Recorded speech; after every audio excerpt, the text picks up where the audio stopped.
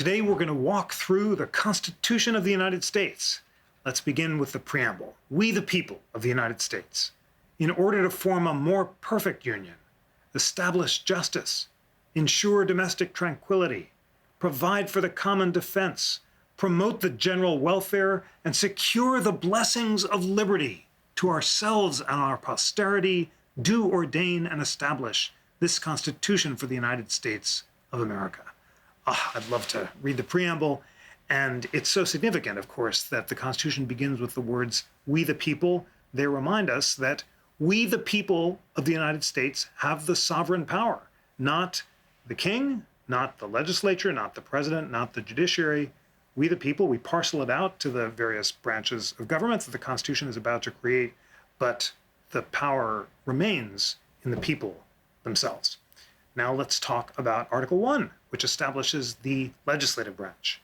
It says, all legislative powers herein granted shall be vested in a Congress of the United States, which shall consist of a Senate and House of Representatives. Now for the framers, Congress was supposed to be the most powerful and therefore threatened to be the most dangerous branch. James Madison worried in Federalist 48 that the legislative department is everywhere extending the sphere of its activity and drawing all power into its impetuous vortex. That's why it's the longest of the substantive articles. It sets out a whole lot of different powers of Congress and also the powers that are denied to Congress. For example, it grants Congress the power to lay and collect taxes, but it denies Congress the powers to grant titles of nobility. Now, Article 2, the executive branch, it's amazing how much shorter it is than Article 1. It says that the executive power shall be vested in a President of the United States of America. Article 2 then sets out a few specific powers that the President has, like being Commander-in-Chief of the Armed Forces, and also the power to receive ambassadors and to make treaties by and with the advice and consent of the Senate. That's a blended power. It's not one exclusive to the President. But so much of our current presidency includes implied powers that have collected over time or that presidents have simply assumed or asserted. The actual language of the Constitution is sparse, reminding us that the framers thought of the president as a kind of impartial chief magistrate who would administer laws passed by Congress, but Congress, not the president, would be the main actor. Now, Article 3, the judicial branch. Article 3 says, the judicial power of the United States shall be vested in one Supreme Court and in such inferior courts as the Congress may, from time to time, ordain and establish. So that tells us that the Supreme Court is the head of the judicial branch, but it's only one of the federal courts that have the power to decide questions involving federal law, and that Congress may create those inferior courts, but it doesn't have to. Now, Article 3 also says there's a very narrow category of cases that the Supreme Court has to hear as a matter of what's called its original jurisdiction. But broadly, the Supreme Court has the discretion to hear or not to hear whatever cases it likes. And it tends to hear cases when there's a conflict among the lower federal courts involving significant questions of the interpretation of federal law. Article 4, this involves states and citizenships and the admission of new states.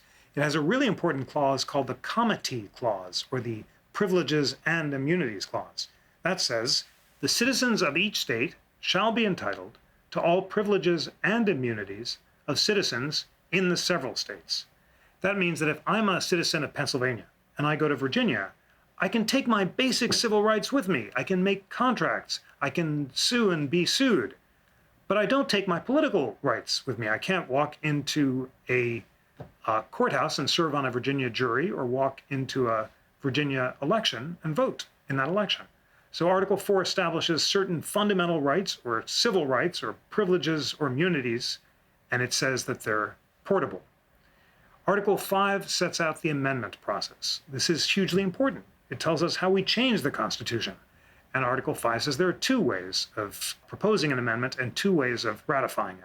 So here we go. Article 5 says, Congress, whenever 2/3 of both houses shall deem it necessary, shall propose amendments to this Constitution, or on application of the legislatures of 2/3 of the several states, shall call a convention for proposing amendments. So Congress can propose the amendment by 2/3 vote, or if 2/3 of the state legislatures ask, then Congress has to call a convention for proposing amendments.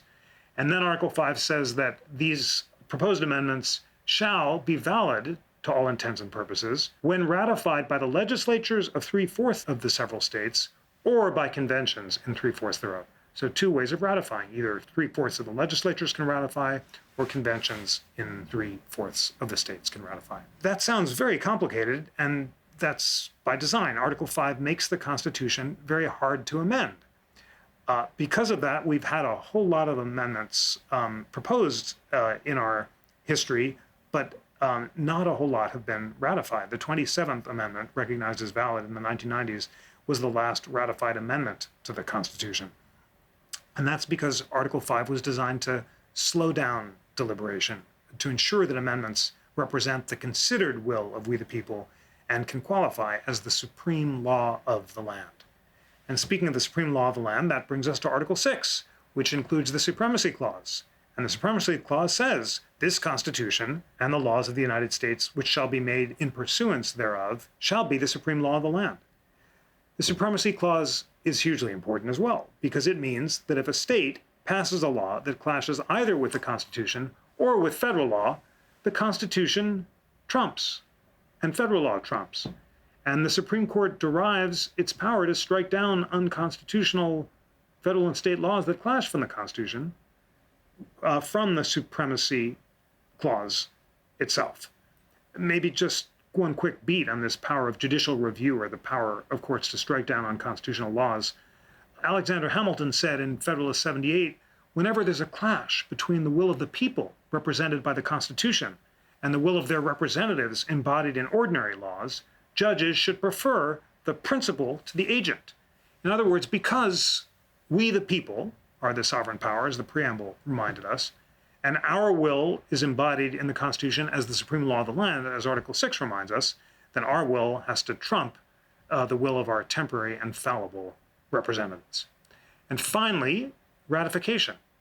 Article 7 says, ratification of the conventions of 9 states shall be sufficient for the establishment of this Constitution between the states so ratifying the same.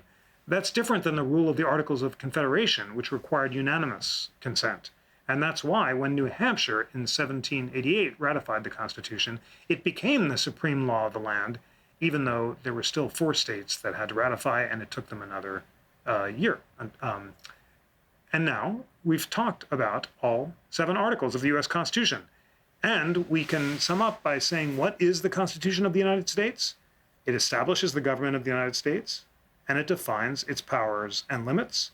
And, as Article 6 says, the Constitution of the United States is the supreme law of the land.